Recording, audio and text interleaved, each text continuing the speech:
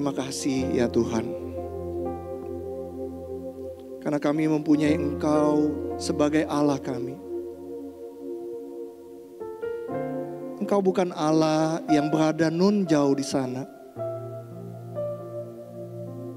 tapi Engkau adalah Allah yang mengerti pergumulan kami. Engkau datang ke atas dunia, mengambil rupa seperti kami, merasakan pergumulan kami, merasakan sakit yang kami alami. Terima kasih Tuhan untuk anugerah-Mu, untuk kasih-Mu. Di saat kami takut, kami bisa mempercayai Engkau ya Tuhan, karena Engkau Allah yang sudah terbukti di dalam hidup kami. Pagi hari ini kami kembali akan mendengarkan kebenaran firman Tuhan. Tolong hamba-Mu yang penuh dengan kelemahan, kekurangan. Jangan biarkan sosok hamba-Mu menghalangi pemberitaan kebenaran firman Tuhan itu. Tolong hamba-Mu supaya dia boleh menyampaikan dengan baik, dengan jelas. Roh Kudus bantu kami untuk mengerti kebenaran firman Tuhan itu dan menerjemahkannya di dalam hati kami masing-masing. Terima kasih Tuhan. Di dalam nama Tuhan Yesus kami berdoa. Amin. Silakan duduk Bapak Ibu. Ya, senang sekali bisa melayani pemberitaan firman Tuhan pada pagi hari ini. Merdeka! Merdeka! Merdeka. Iya, Bapak Ibu, syukur kepada Tuhan kalau kita bisa menikmati kemerdekaan saat ini ya. Setiap tanggal 17 kita merayakan kemerdekaan ini dengan penuh syukur, upacara bendera, lagu kebangsaan, warna merah putih yang semarak di mana-mana gitu ya. Nah, kita merayakan bersama-sama kemerdekaan bangsa Indonesia. Tapi Bapak Ibu, permisi tanya, apakah kita memang benar-benar merdeka gitu ya. Saya enggak cuma berbicara mengenai kemerdekaan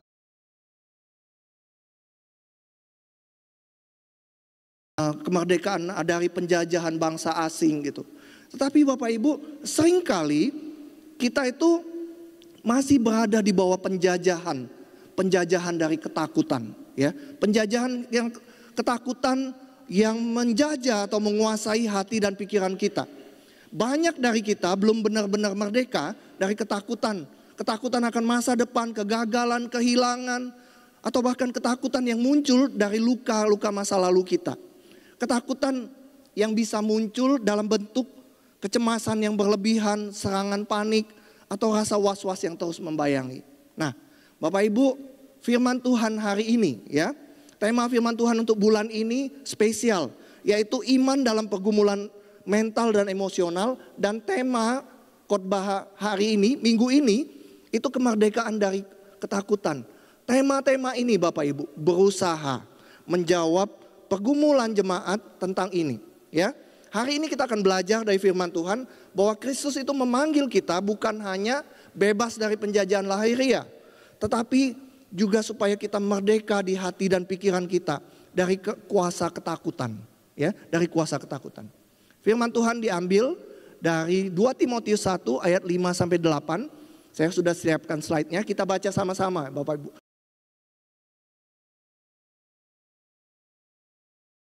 Timotius 1 ayat 5-8, demikianlah firman Tuhan. Sebab aku teringat akan imanmu yang tulus, iman yang pertama-tama hidup di dalam nenekmu Lois dan di dalam ibumu Eunike, dan aku yakin hidup juga di dalam dirimu. Karena itulah kuperingatkan engkau untuk mengobarkan karunia Allah yang ada padamu melalui penumpangan tanganku atasmu. Sebab Allah memberikan kepada kita bukan roh ketakutan, melainkan roh yang membangkitkan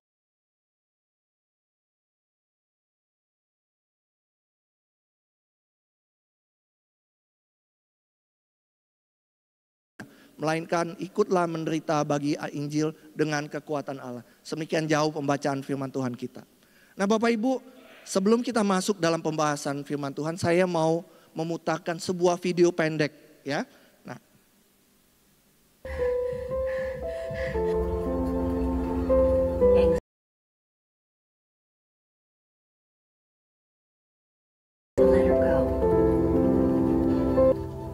Nah, Bapak Ibu, video pendek ini banyak sekali beredar di media sosial Bapak Ibu ya. Kalau Bapak Ibu cari kata kuncinya anxiety atau panic attack, banyak sekali. Dan video ini biasanya dibuat oleh orang-orang yang memang mengalami pergumulan mental ya, pergumulan mental. Kita mungkin melihat video ini cuma beberapa detik. Tapi bagi orang yang bergumul dalam masalah mental dan emosi itu, mungkin serangan itu ya, berupa tangan yang gemetar gitu ya, jantung berdebar, nafas tersengal, keringat dingin, penglihatan kabur, pikiran tidak bisa dikendalikan, itu rasanya berjam-jam gitu Bapak Ibu. Dan rasanya nggak pernah berakhir. Dan Bapak Ibu, ketika kita melihat ini, ya, melihat pergumulan saudara-saudara kita yang mengalami pergumulan mental, mungkin sebagian kita langsung teringat pada orang yang kita kenal, orang yang kita kasihi, yang memiliki pergumulan yang sama, ya. Atau jangan-jangan mungkin kita sendiri pernah mengalami itu Bapak Ibu ya. Pernah mengalami itu. Dan inilah Bapak Ibu salah satu wajah ya, dalam tanda kutip wajah dari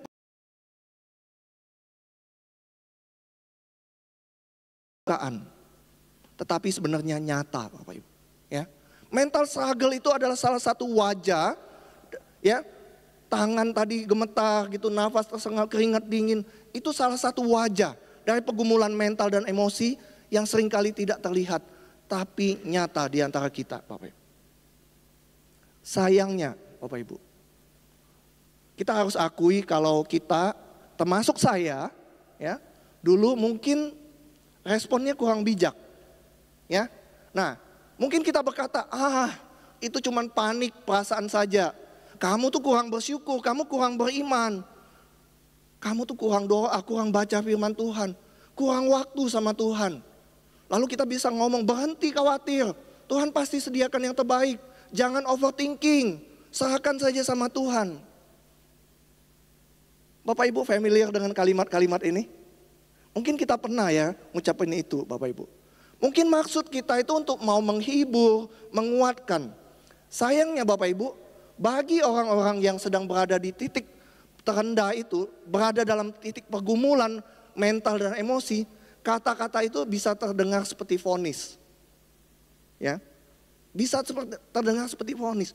Orang yang sedang bergumul itu ketika mendengar kalimat-kalimat kita itu jadi merasa bersalah, semakin tertekan, bahkan mereka merasa Tuhan tuh kecewa, nggak sayang lagi sama mereka. Padahal Bapak Ibu, seringkali mereka sendiri pun bingung dengan kondisi diri mereka. Ya, mereka bingung, kenapa aku bisa seperti ini gitu. Nah, Bapak Ibu, saya mengatakan ini bukan untuk menyalahkan siapa-siapa, tapi supaya kita semua sadar, ya. Dan inilah sebabnya kita perlu belajar dari firman Tuhan hari ini, supaya kita tahu bagaimana merespon dengan benar yang membawa pengharapan dan bukan rasa bersalah. Puji Tuhan, Bapak Ibu, ya. Saya sekarang bisa melihat bahwa kesadaran akan kesehatan mental itu semakin baik, ya. Bukti-bukti video ini juga menunjukkan bahwa orang tuh semakin sadar pentingnya kesehatan mental gitu ya. Pentingnya kesehatan mental.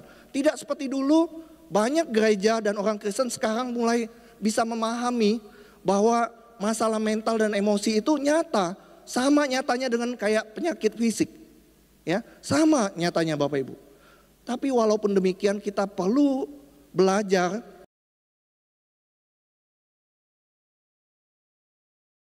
kacamata firman Tuhan.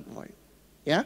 Nah, Bapak Ibu yang dikasihi Tuhan, pergumulan mental dan emosional ini bukan sekedar masalah hati atau masalah kurang iman. Ya, saya ulangi Bapak Ibu. Pergumulan mental dan emosional itu bukan sekedar masalah hati atau kurang iman, bukan Bapak Ibu. Para ahli mengatakan penyakit mental itu adalah gangguan pada pikiran, perasaan, dan perilaku yang membuat seseorang itu kesulitan menjalani hidupnya secara normal. Ya, jadi mental struggle itu gangguan pada pikiran, perasaan, dan perilaku, Bapak Ibu, yang membuat seseorang itu kesulitan menjalani hidupnya secara normal. Ya, Penyebabnya juga seringkali rumit dan saling berkaitan.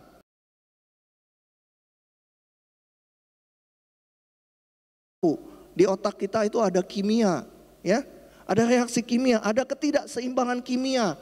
Kadang-kadang bisa karena gangguan hormon. Ibu yang baru saja melahirkan bisa blue syndrome atau apa gitu ya. Bisa tiba-tiba begitu gangguan hormon. Ada faktor psikologis, trauma masa lalu, luka batin, pola pikir negatif yang lama. Ada juga faktor sosial, tekanan pekerjaan, kesepian, penolakan, atau stigma negatif. Kalau dulu kita ngomong, oh, aku stres, apa yang orang bilang?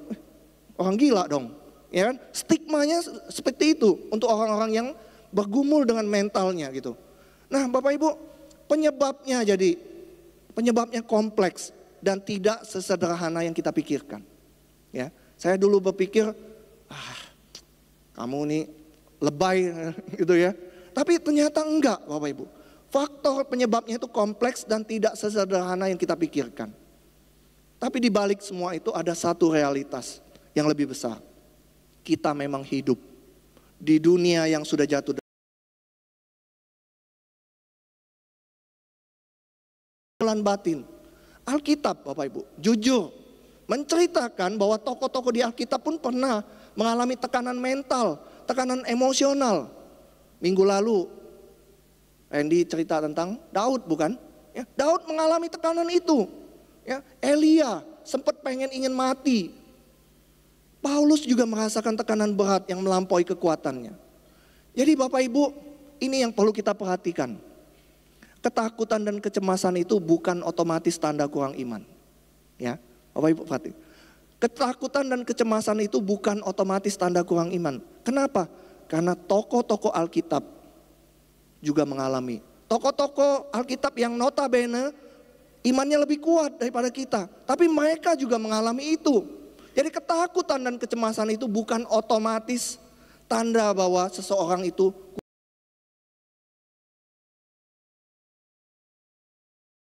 kita semua hidup di dalam dunia yang penuh dengan ketakutan dan pergumulan. Meski kita mengaku sebagai orang-orang yang bebas sudah merdeka, kita tadi nyanyi lebih dari pemenang gitu ya, lebih dari pemenang. Tapi masih banyak orang yang hidup dalam kecemasan. Kecemasan tentang masa depan, takut kehilangan pekerjaan, takut gagal, takut ditinggalkan. Ada yang terperangkap oleh trauma masa lalu, ada yang bergumul dengan rasa malu tadi karena stigma tadi. Bapak Ibu, dan di tengah semua itu, dunia menawarkan banyak solusi cepat yang hanya memberi efek placebo. Healing, menyibukkan diri, hiburan, media sosial. Bahkan kita mencoba melupakan itu dengan cara yang merusak diri, alkohol, narkoba. Tetapi itu Bapak Ibu tidak menyembuhkan akar permasalahan. Nah, Bapak Ibu, firman Tuhan pagi hari ini menunjukkan bahwa ternyata pergumulan mental dan emosional itu bukan hanya milik kita. Tadi perikop yang kita baca itu berisi surat dari Paulus kepada Timotius. Timotius itu adalah anak rohani dari Paulus. Timotius yang masih muda dipercaya untuk memimpin sebuah jemaat di kota Efesus. Dan Bapak Ibu tahu, Timotius juga merasakan hal yang sama dengan kita saat ini. Dari kata-kata Paulus tadi di ayat 6 dan sampai 8 tadi, dari latar belakang surat ini, kita bisa membaca tanda-tanda bahwa Timotius itu juga sedang depresi, ya. Dia sedang menghadapi tekanan berat, ada ajaran sesat, konflik jemaat, ancaman dari luar, tidak dianggap karena dia masih muda. Nah, Bapak Ibu, Paulus mengingatkan Timotius mengobarkan karunia Allah. Kalimat Timotius itu mengobarkan karunia Allah ini bukan gak ada tujuan, Bapak Ibu. Mengobarkan karunia Allah karena Paulus melihat ada peluang karunia Allah itu yang ada di Timotius itu padam, Bapak Ibu. Kemudian Paulus berkata jangan malu bersaksi. Banyak penafsir yang mengatakan kalau jangan malu itu menunjukkan Timotius itu tergoda untuk menarik dirinya, menutup mulut atau bermain aman karena takut terhadap reaksi orang, ancaman atau penderitaan. Bapak Ibu, sama seperti kita hari ini. Timotius itu sedang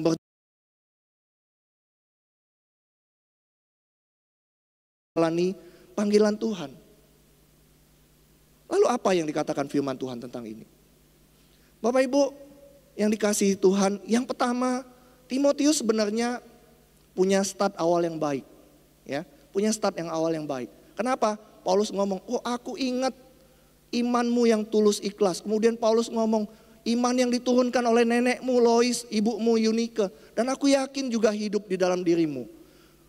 Timotius punya start yang bagus. Bahkan ini, Paulus ngomong, ingat aku pernah tumpangin tangan. Sebuah kayak semacam prosesi pengesahan bahwa Paulus memberikan otoritas itu kepada Timotius, Bapak Ibu. Tapi apa yang terjadi dengan Timotius? Timotius kemudian menjadi takut dan terancam tidak menjalankan panggilan Tuhan itu.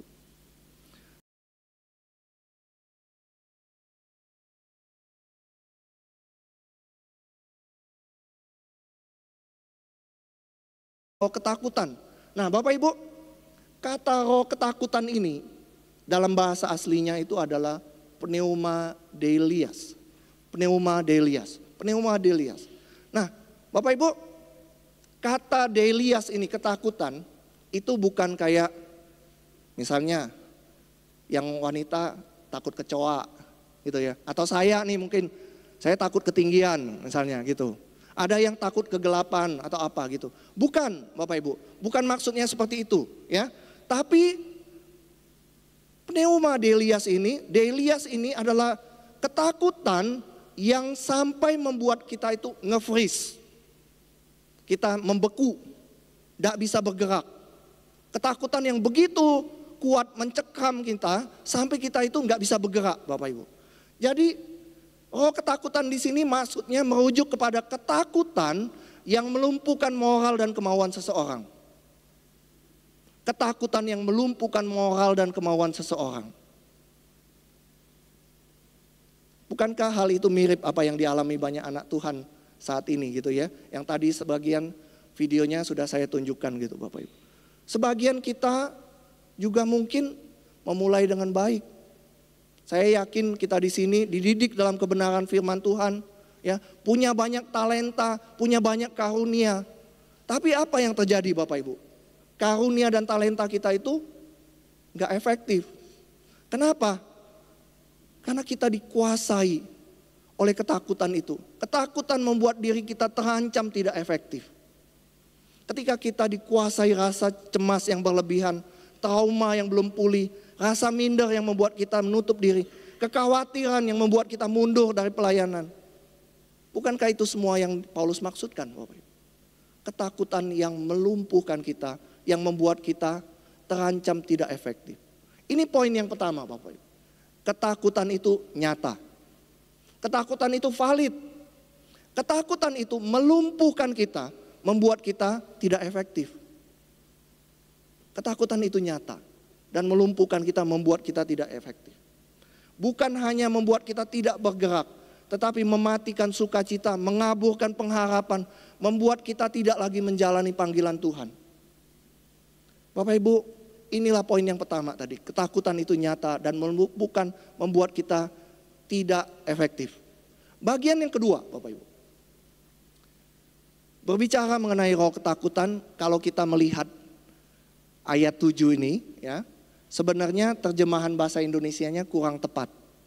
Bukan salah ya Bapak Ibu ya, tapi kurang tepat. Nah, ini terjemahan Alkitab LAI berkata begini, sebab Allah memberikan kepada kita bukan roh ketakutan ya. Allah memberikan kepada kita bukan roh ketakutan. Tetapi seharusnya kalau dari bahasa aslinya saya cek, kemudian saya bandingkan dengan beberapa terjemahan dalam bahasa lain, seharusnya begini Bapak Ibu. Sebab Allah tidak memberikan kepada kita roh ketakutan ya. Bapak Ibu bandingkan ya. Yang tertulis di Alkitab kita, sebab Allah memberikan kepada kita bukan roh ketakutan. Tapi harusnya terjemahannya itu adalah ini. Sebab Allah tidak memberikan kepada kita roh ketakutan. Kenapa perbedaan ini penting Bapak Ibu? Karena kalau kita terjemahkan seperti yang ini, sebab Allah tidak memberikan kepada kita roh ketakutan, itu artinya apa? Itu artinya sejak awal Tuhan tidak pernah memberikan roh semacam itu kepada kita. Saya ulangi Bapak Ibu. Sejak awal Tuhan tidak pernah memberikan roh seperti itu kepada kita. Jadi Bapak Ibu perhatikan, kalau hari ini hati kita dikuasai ketakutan yang membuat kita berhenti melangkah, berhenti melayani, kita perlu sadar itu bukan dari Tuhan. Itu bukan dari Tuhan Bapak Ibu. Karena sejak awal Tuhan tidak pernah memberikan roh yang seperti itu kepada kita. Rancangan awal Tuhan itu tidak seperti itu. Karena itu Bapak Ibu, sama seperti Paulus mengingatkan Timotius, firman Tuhan hari ini juga mengingatkan kita. Kalau hati dan pikiran kita dikuasai ketakutan yang membuat kita berhenti melangkah, sadari itu bukan dari Tuhan. Bapak Ibu yang dikasihi Tuhan, kata yang biasanya diterjemahkan sebagai ketakutan dalam bahasa Yunani itu ada beberapa, ya, ada beberapa kata, ya. Yang pertama itu kata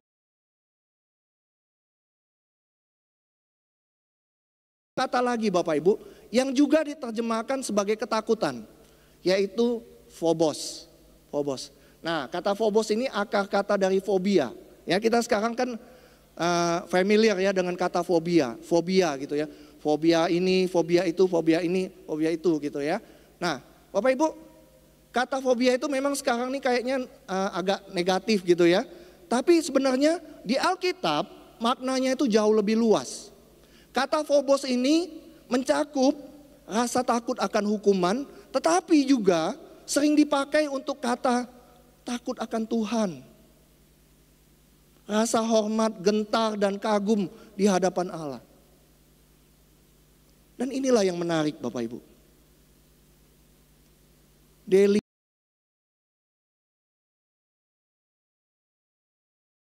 Phobos yang benar, takut akan Allah yang benar, yang lahir dari kasih dan pengenalan akan Dia, justru memerdekakan kita. Nah,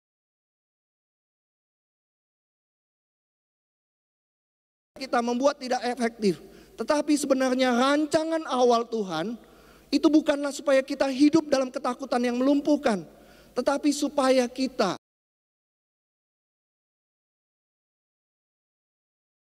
bukan dirancang untuk hidup dalam delias, tetapi hidup dalam phobos tersebut. Phobos, takut akan Tuhan.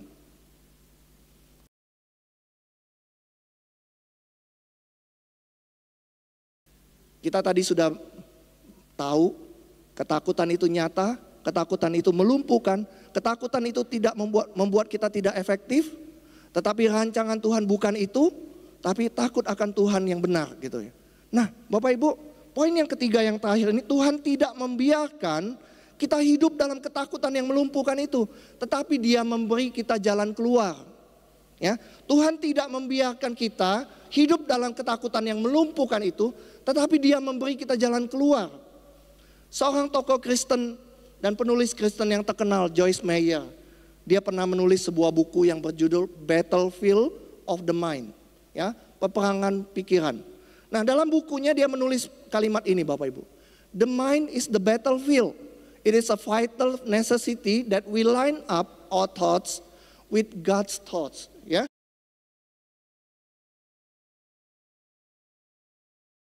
Dan sangat penting bagi kita untuk menyelaraskan setiap pikiran kita dengan pikiran Allah. Pikiran kita itu adalah medan peperangan yang sesungguhnya. Dan kita harus menyelaraskan pikiran kita dengan pikiran Allah.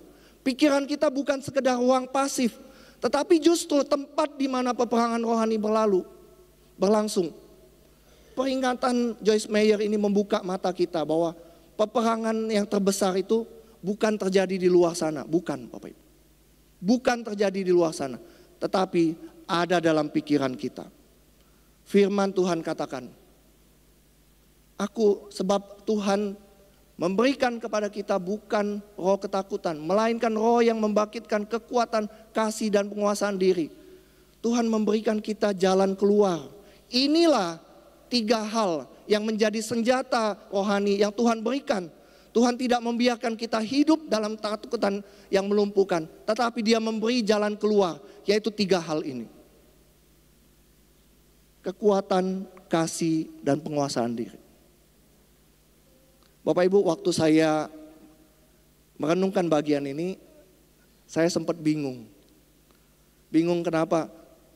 Saya pikir bagaimana ketiga hal ini, kekuatan, kasih, dan penguasaan diri itu bisa mengalahkan ketakutan.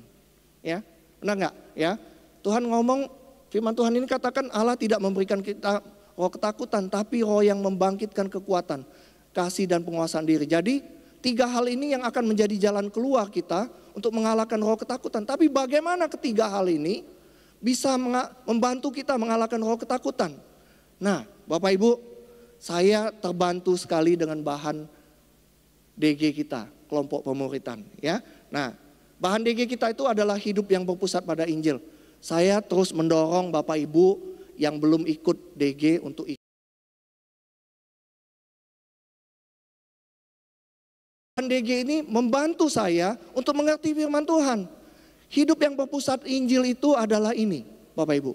Hidup yang berpusat Injil itu adalah hidup yang menjadikan Injil itu sebagai perspektif atau cara pandang, motif atau dorongan, model atau teladan, modal atau kekuatan.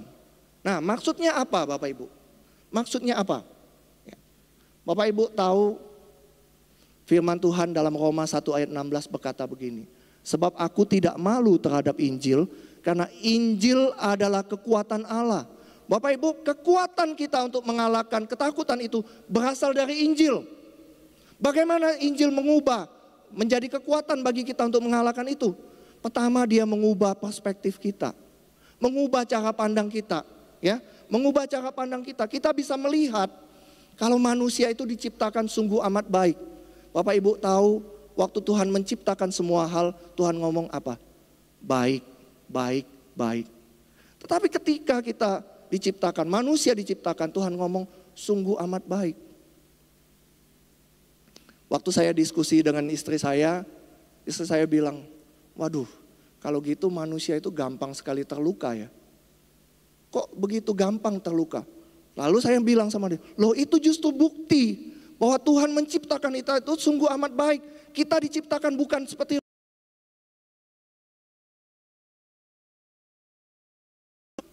Tuhan menciptakan kita sungguh amat baik. Dan sayangnya manusia itu jatuh dalam dosa. Oleh karena itulah, ya, dalam kacamata Injil kita bisa lihat, karena manusia jatuh dalam dosa, makanya manusia hidup dalam ketakutan.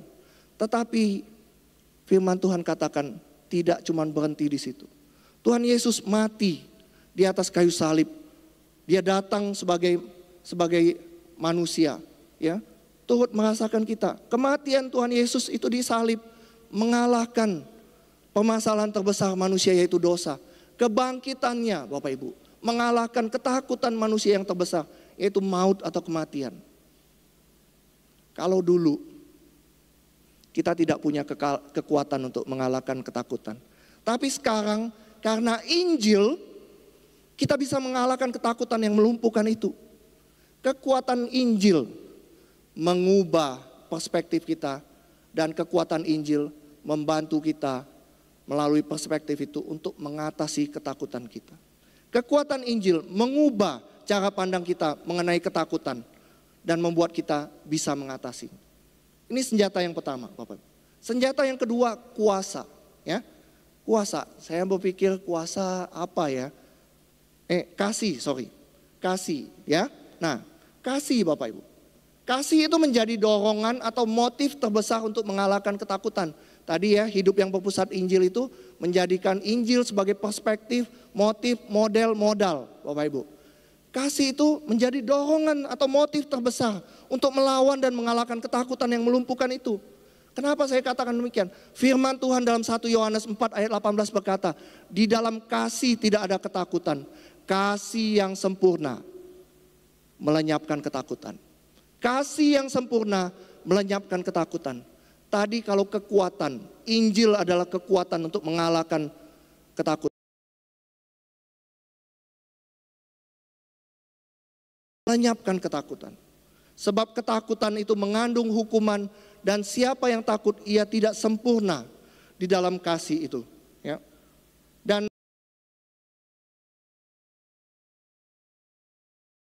takutan, firman Tuhan katakan itu menyimpan bayangan akan hukuman. Satu hari kita akan dihukum. Tetapi Tuhan Yesus bukan Tuhan yang jauh, bukan berada jauh di sana. Tapi dia datang ke dalam dunia, menjadi serupa dengan kita, turut merasakan kita. Bapak Ibu tahu, Tuhan Yesus mengasihi kita sehingga dia mau turut merasakan pergumulan kita. Bapak Ibu tahu, ketika di Getsemani, Tuhan Yesus juga merasakan bagaimana hati yang sangat sedih, seperti mau mati rasanya.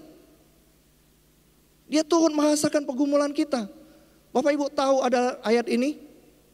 Waktu keluarganya mendengar hal itu, mereka datang hendak mengambil dia, hendak menjemput dia. Sebab kata mereka, ia tidak waras lagi.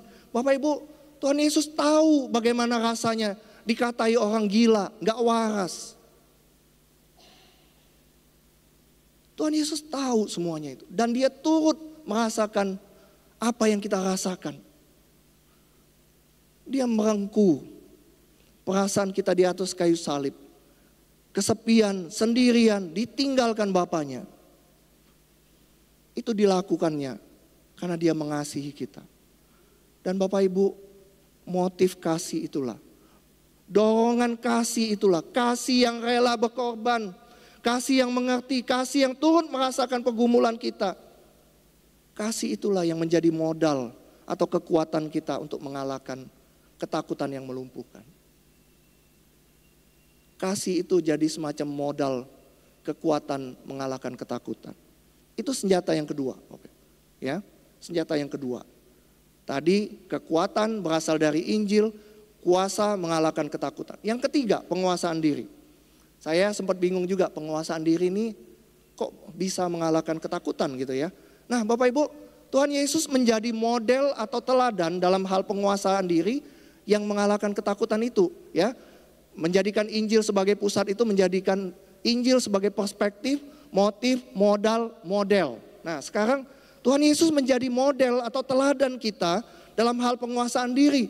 Bapak Ibu ingat, setiap kali Tuhan Yesus dicobai oleh iblis, iblis berusaha menekan dia. Tetapi Tuhan Yesus selalu menjawab apa? Ada tertulis, ada tertulis, ada tertulis. 3 kali dia dicobai, 3 kali dia ngomong, ada tertulis Bapak Ibu. Tuhan Yesus juga berkata di dalam Yohanes 8 ayat 31-32. Jikalau kamu tetap dalam firman-Ku, kamu benar-benar murid-Ku, dan kamu akan mengetahui kebenaran, dan kebenaran itu akan memerdekakan kamu. Bapak Ibu, tadi kuasa Injil mengalahkan ketakutan. Kekuatan Injil mengalahkan ketakutan. Kemudian kekuatan kasih melenyapkan ketakutan. Yang ketiga, kebenaran firman Tuhan akan memerdekakan kamu. Bapak Ibu, penguasaan diri Tuhan Yesus didasarkan atas kebenaran firman Tuhan. Dan itu juga yang harusnya kita lakukan. Penguasaan diri kita juga harus didasarkan atas kebenaran firman Tuhan. Firman Tuhan katakan kita itu anak Allah. Firman Tuhan katakan kita berharga di mata Allah. Firman Tuhan katakan keselamatan kita harusnya menjadi alasan kita untuk bersuka cita. Rasa aman kita harusnya berasal dari janji-janji Allah yang ada dalam firman-Nya. Teladan Yesus menjadi model bagi kita dalam hal penguasaan diri yang kemudian mengalahkan ketakutan. Penguasaan diri yang didasarkan dari kebenaran firman Tuhan. Bapak Ibu, Tuhan Yesus menjadi perspektif, motif, modal dan model kita untuk mengalahkan ketakutan yang melumpuhkan. Injil itu berkuasa, mempunyai kekuatan untuk mengalahkan ketakutan. Sebagai penutup Bapak Ibu, saya mau menunjukkan sebuah gambar kepada Bapak Ibu. Bapak Ibu tahu ini apa? Bandul ya, atau pendulum gitu ya. Bapak Ibu, ini saya yakin sebagian besar kita pernah melihat atau mungkin pernah mencoba atau jangan-jangan mungkin ada yang punya di rumah gitu ya. Nah, cara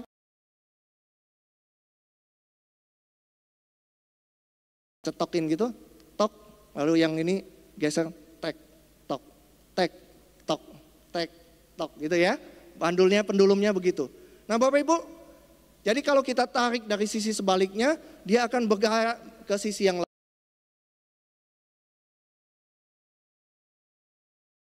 Kadang seperti bandul ini Bapak Ibu. Dulu bandulnya ada yang di sisi satu. Pergumulan orang yang sakit mental dan emosional itu dianggap aneh. Ya, kalau kita ngomong tadi, oh aku stres, langsung dibilang dicap apa orang gila. Ya, disepelekan, ya, dianggap kurang iman tadi, dianggap kurang berdoa. Tetapi Bapak Ibu, dulu dianggap aneh, disepelekan kurang iman. Sekarang, Bapak Ibu tahu, Bapak Ibu dengar, sedikit-sedikit ngomong, aku stres, aku depresi, aku anxiety, gitu Bapak Ibu. Self-diagnose, mendiagnosa diri sendiri, self-labeling, over-diagnose, ya, melabeli diri sendiri, mendiagnosa dengan berlebihan, menyatakan diri seperti orang stres atau itu. Jadi sekarang bandulnya bergerak ke ekstrim yang sebelahnya gitu. Banyak yang seperti itu, sedikit-sedikit ngomong anxiety, depresi, panik. Bapak Ibu, seharusnya kita tidak boleh terjebak di salah satu ekstrim ini. Tidak meremehkan, tapi tidak juga berlebihan. Ya, harusnya kita punya patokan yang jelas. Patokan yang jelasnya apa? Harusnya orang yang memang bergumul dengan mental harusnya neliti dulu. Apakah ada faktor penyebab tadi? Mungkin perlu ke dokter untuk scan otak. Ya, mungkin ada kimia darah, kimia otak yang terganggu, hormon yang terganggu. Kita butuh datang untuk ke ahli psikiater, psikologi. Kita butuh perspektif firman Tuhan. Bapak Ibu mungkin perlu konseling hamba Tuhan. Kita butuh melihatnya dengan berimbang. Kita perlu melihatnya dengan secara seimbang.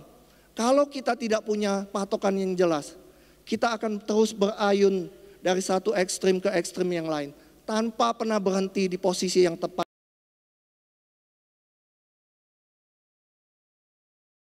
Kita dipanggil untuk mengasihi dan menghibur yang lemah, tetapi juga menolong mereka bertumbuh dalam keteguhan, dalam daya tahan. Kita harus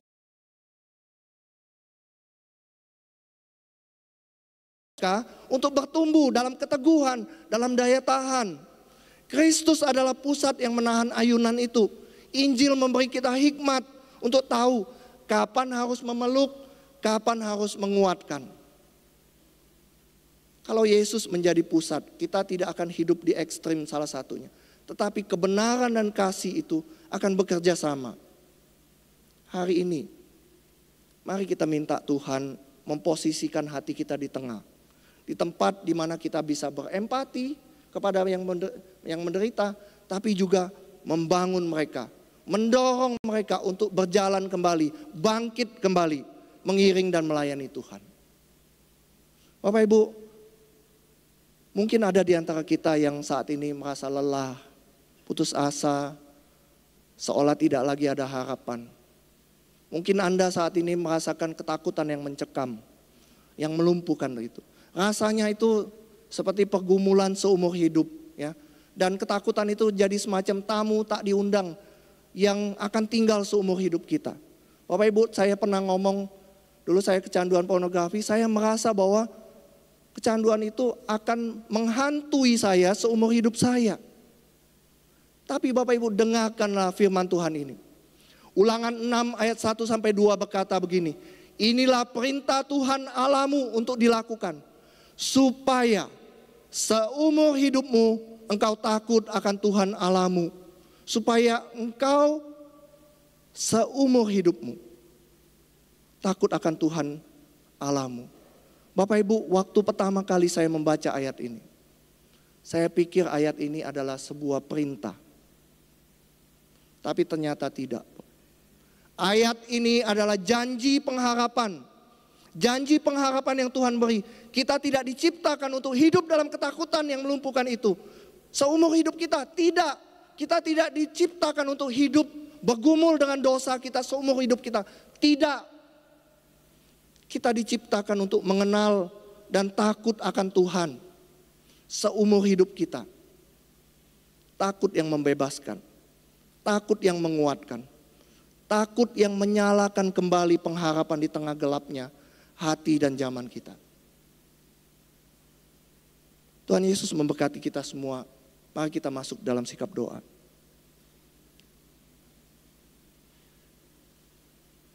Kita berdiam diri di hadapan Tuhan. Ketakutan apa yang selama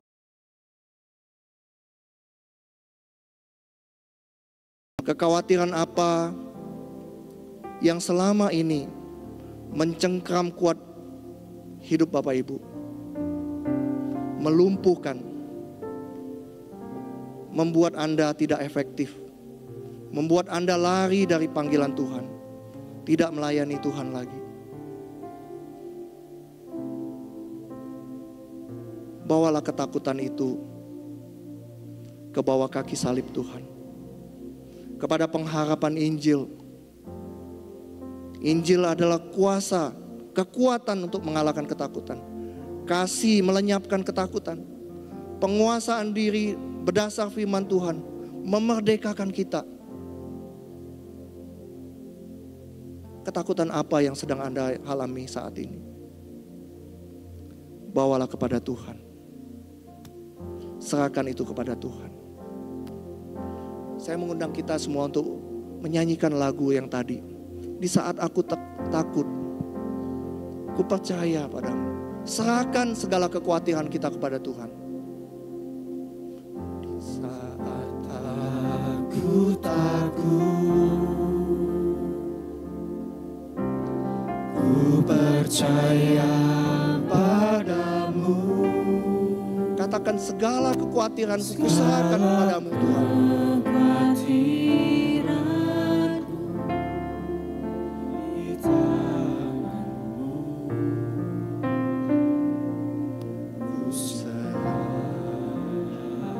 Di saat aku lemah,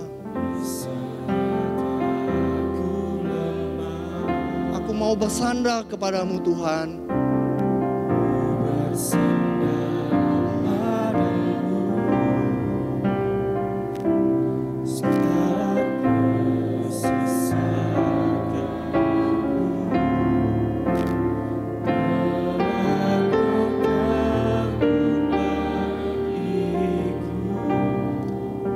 Katakan dengan iman, sebab Engkau Allah yang kupercaya Tuhan.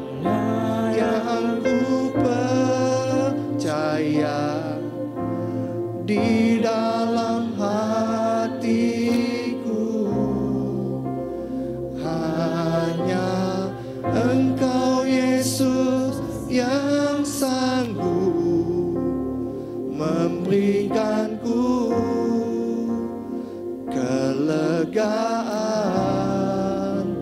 Ya Engkau Allah yang kupercaya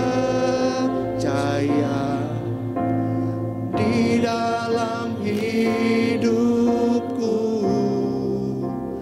hanya Engkau Yesus yang sanggup memberikanku kekuatan yang baru. Bapa di surga, kami datang kepadamu. Kami bersyukur untuk firman-Mu hari ini yang boleh mengingatkan bahwa Engkau tidak pernah memberikan kami roh ketakutan yang melumpuhkan itu. Tetapi Engkau memberikan roh yang membangkitkan kekuatan, kasih dan penguasaan diri dalam diri kami. Engkau mengenal hati kami. Engkau tahu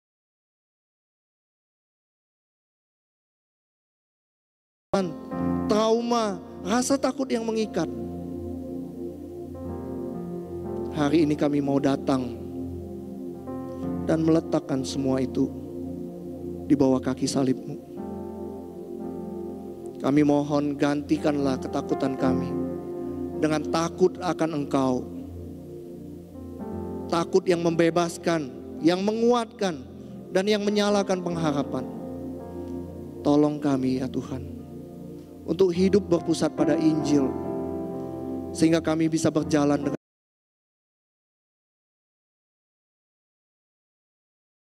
melayani-Mu sampai akhir. Di dalam nama Tuhan Yesus, kami sudah berdoa dan memohon. Amin.